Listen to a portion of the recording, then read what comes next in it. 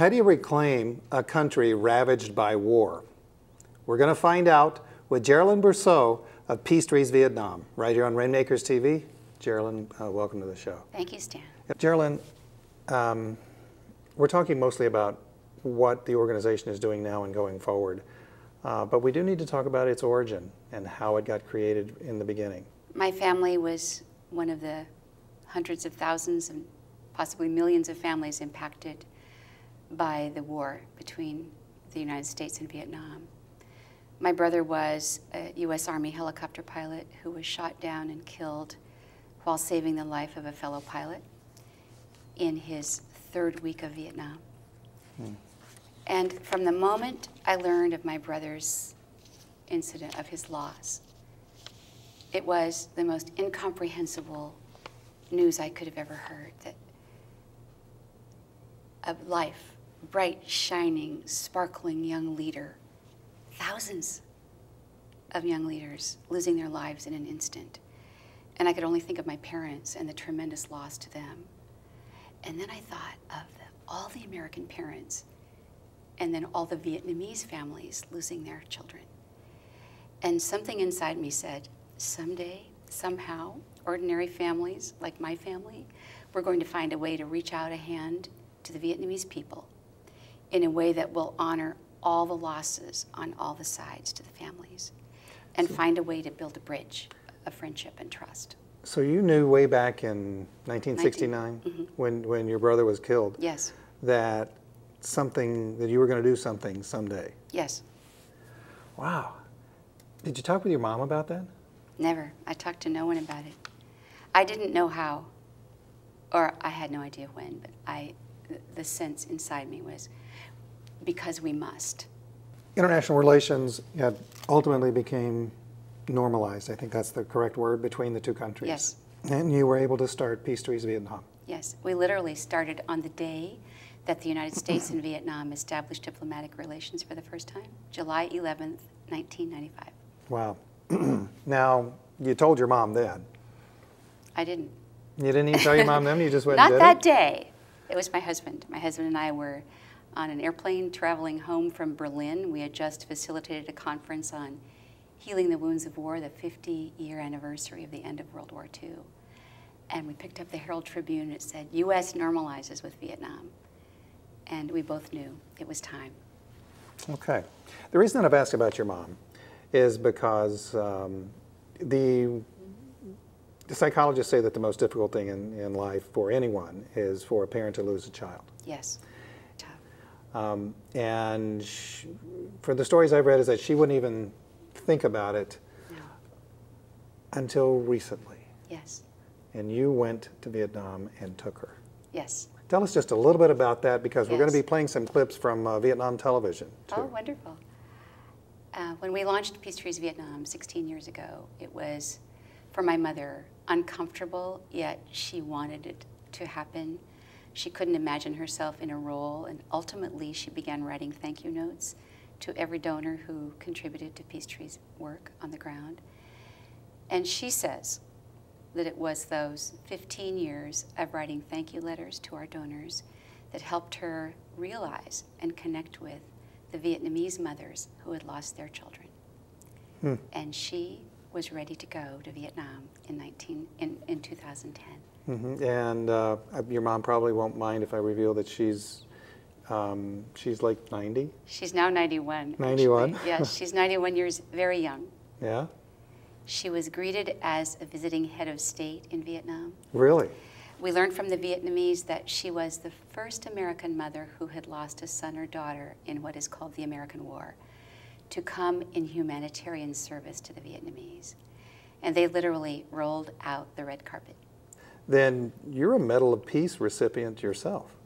So they had to roll it out for you, too. I think it was because it was for my mother. Actually, the honor was given to Mother on behalf of the President and the Prime Minister of Vietnam. It was so extraordinary. Called the Medal for Peace and Friendship Among Nations. It was beyond anything we could have ever imagined to have worked alongside the Vietnamese people every day for 15 years and to see the honor with which they greeted my mother. We were awestruck. Thank you.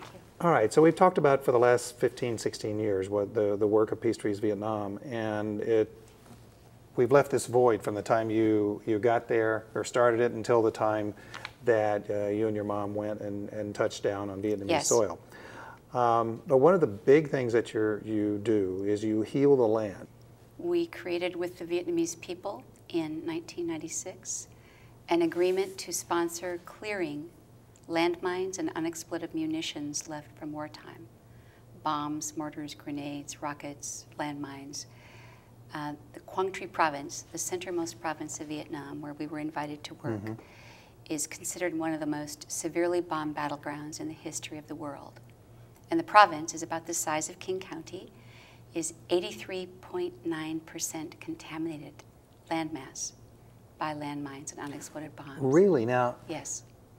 the war ended in Yes. 75 formally, but then 20 years later when you started PeaceTrees Vietnam, there were still landmines there? And bombs and mortars and grenades in the hundreds of thousands of tons. One of the resources says that more munitions were expended in Quang Tri province than all the combined Allied forces of World War II. And that was right next to the Yes, DMZ. it's the centermost province of Vietnam at the 17th parallel, what was known as the DMZ. Wow. How many people live there? 600 to 700,000 people. Very large geographical area, tremendous impact. And the economics of the area, though, is largely agricultural. Yes, So the land is hugely important to the people who live there. hugely important. How have they dealt with this existence of this huge concentration of live ammunition? The Vietnamese have a tremendous resilience and sense of purpose, and they farm to the best of their ability and farm where they can. But there are, for example, when a family has an accident in a rice paddy field, no one goes near that field again. They do not want to lose another family member or have a child injured. So the impact of landmines, unexploded ordnance, has been huge in the economic development in the aftermath of war. So it's greatly hindered the recovery. And just now, after all these years, 15 years of working with demining and removing landmines and bombs, we're just now being able to work on agricultural land. Really? We're now beginning to clear land for family food growing.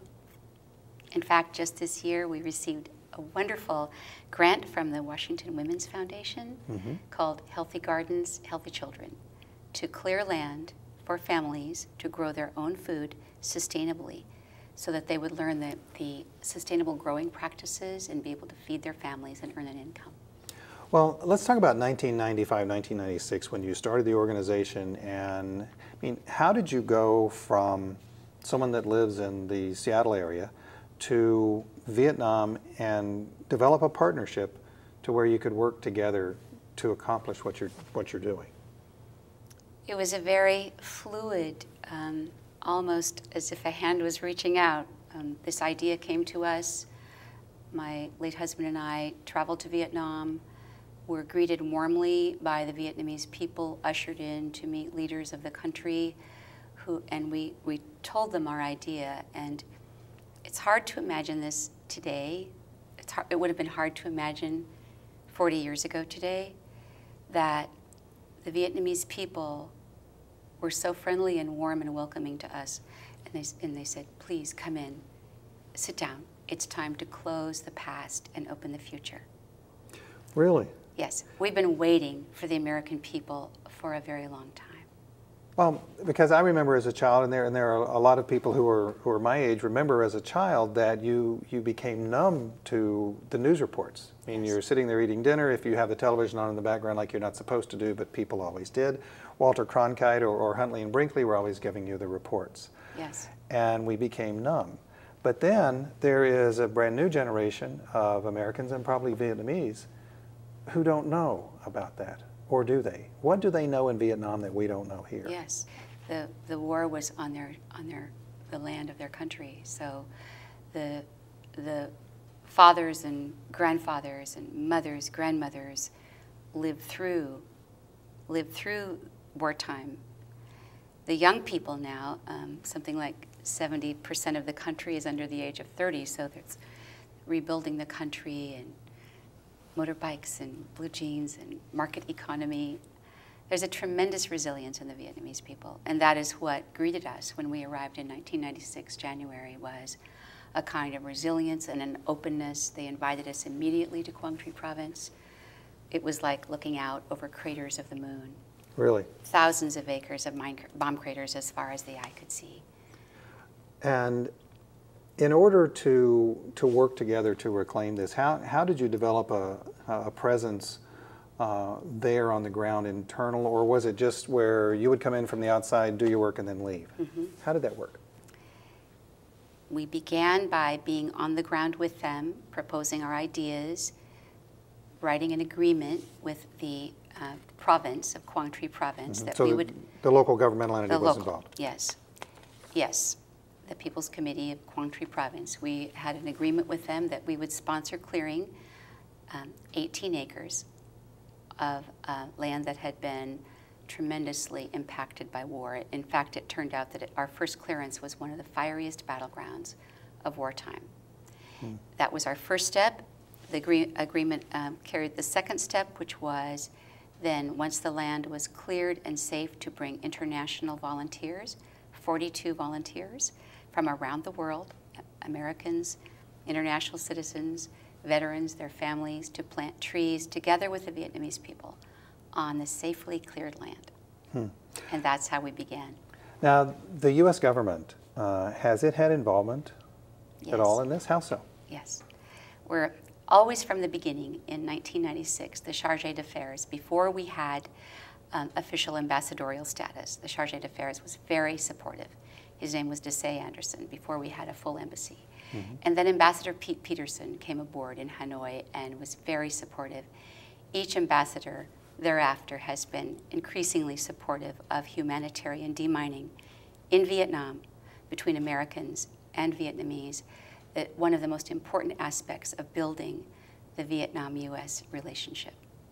So we have, since 2005, we've been receiving funds from the U.S. Department of State to fund 2 humanitarian demining teams in Quang Tri province. Can I ask you this? I mean, it was your brother who was gone, and so many people that you met, they lost brothers and sons and fathers and Yes. all of that. Yes. How did you feel when you stepped there in the Quang Tri province in 1996? Yes. For the first time? Did you feel you were doing the right thing? Did you feel that was there any trepidation in what you were doing? I guess I should ask. Ironically, there was not. It was a moment that something had been preparing me for a very long time. And I was fully intending at that time to go in search of my brother's crash site, which I did subsequently. But arriving in Quang Tri province, looking out across thousands of acres of minefields, bomb craters, was a sense of awe that the only thing to do was to stay present and create partnerships.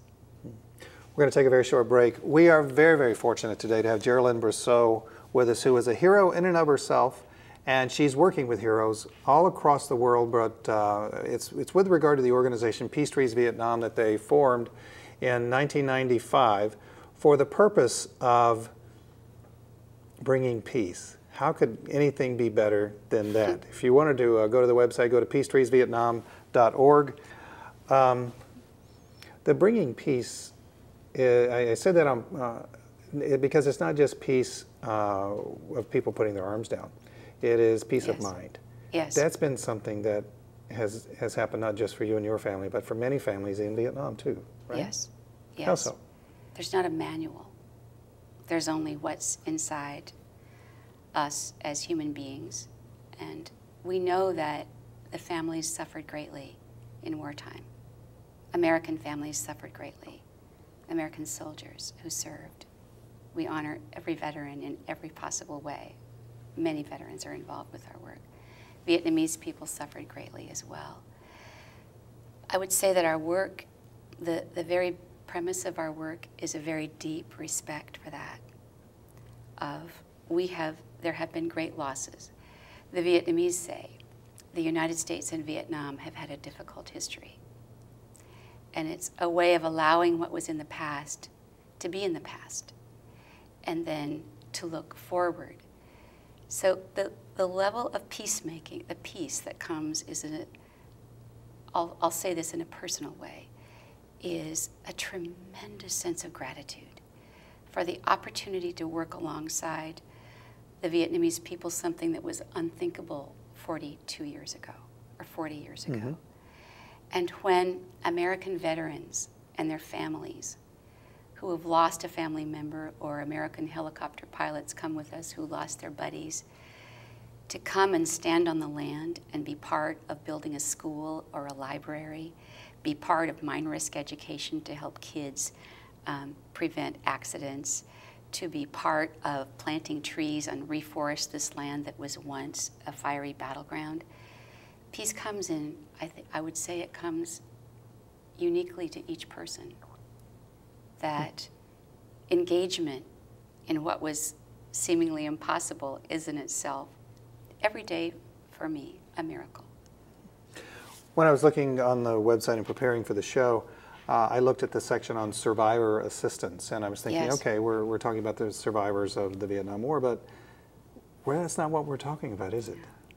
We're talking about children.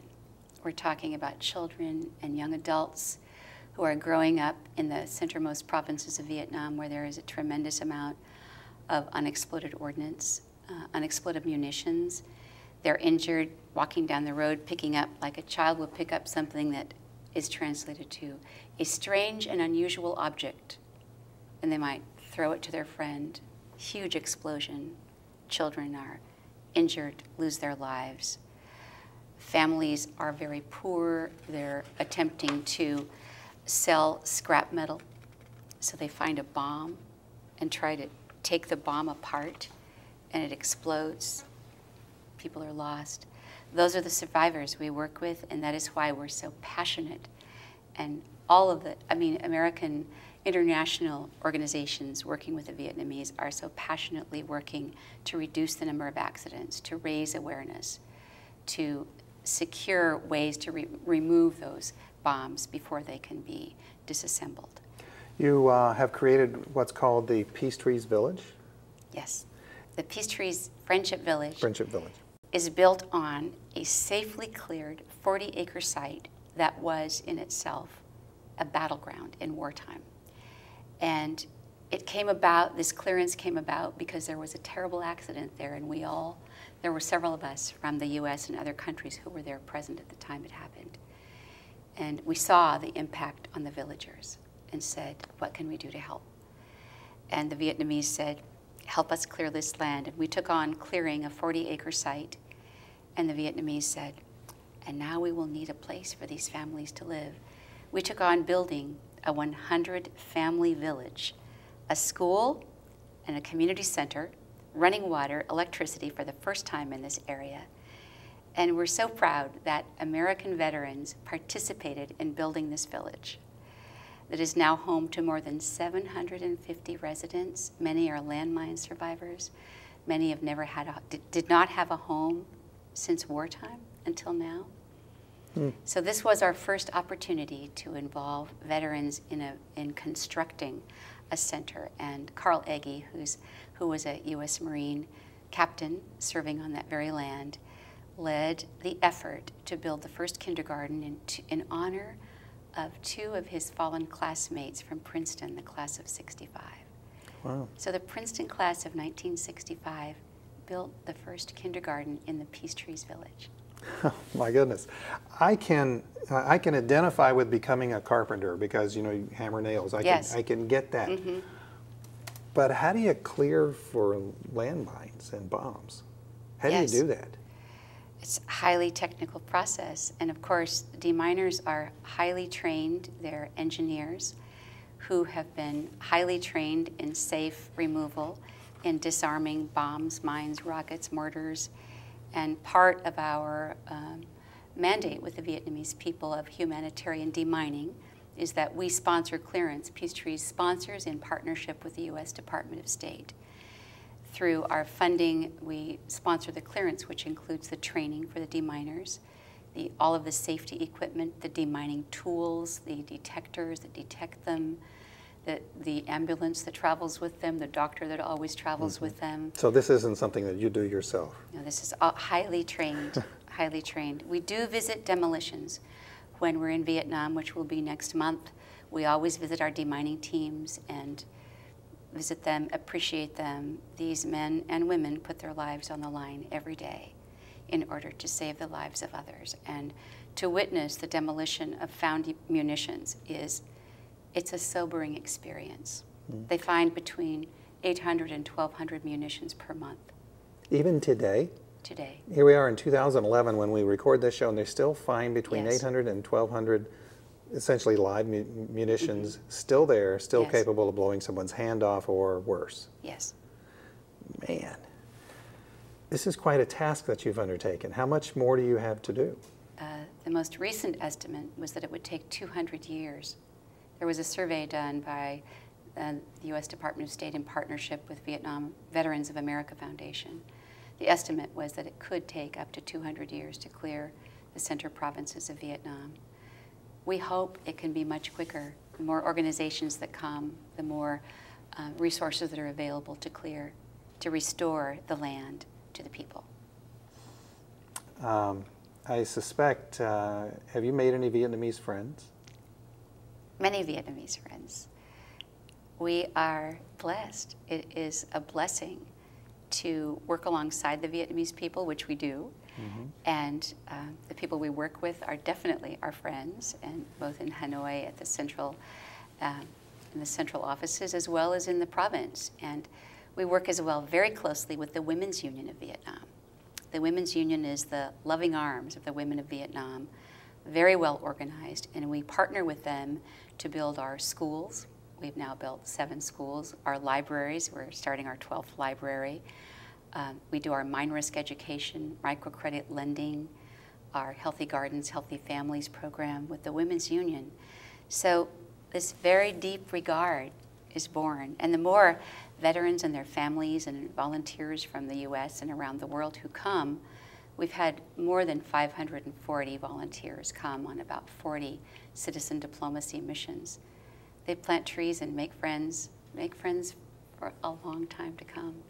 Now let's talk about that, citizen diplomacy, because a big part, as we were talking about before the show, a big part of Rainmakers is that if people are not in poverty, if people do not have health delivery systems issues, if people have clean water, and if people have access to education, then there's likely to be peace as opposed to conflict.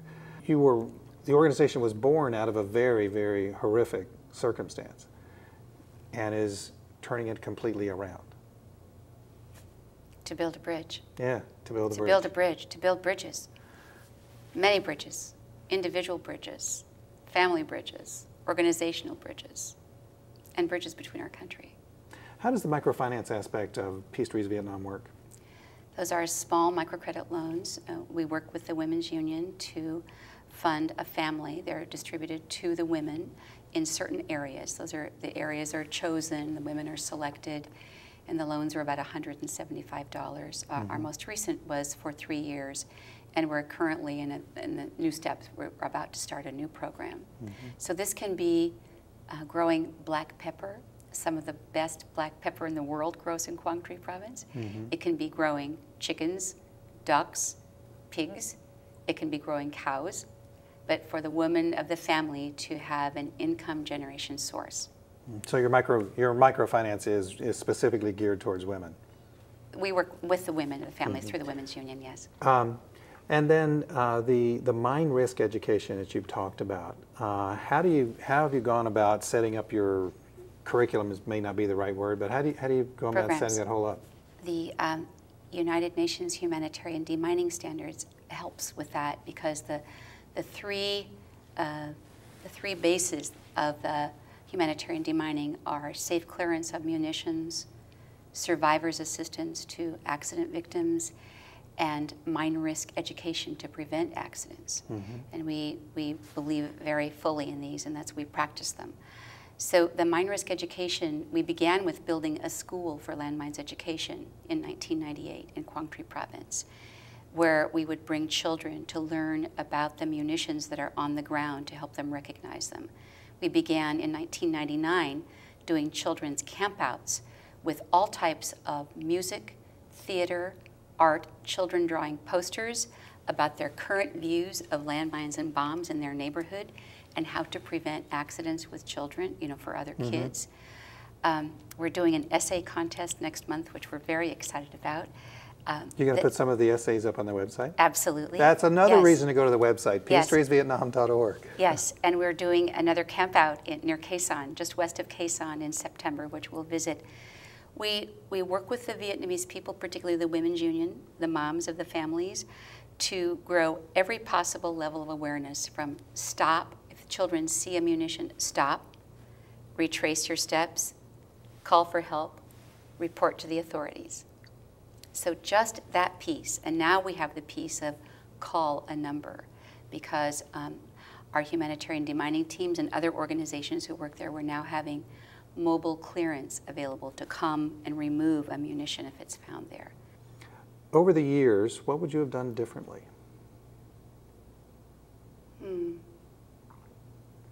More. We More would the have same. done, if we could have grown our programs even more deeply. I will say there's a learning curve of learning what are the greatest needs, and listening to the needs of the Vietnamese people, I would say, is one of the greatest strengths. Learning how to bring more Americans into the conversation of the needs of the Vietnamese people in the aftermath of war.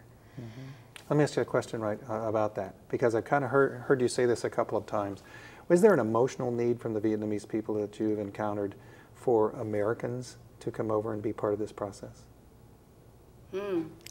I think it's an emotional need for all of us that we work together, and I will say, I can only say for my own family and myself, that for my mother coming to Vietnam, and for our veteran friends who come to Vietnam and engage with the people, there's a very special smile and a very special light in their eyes.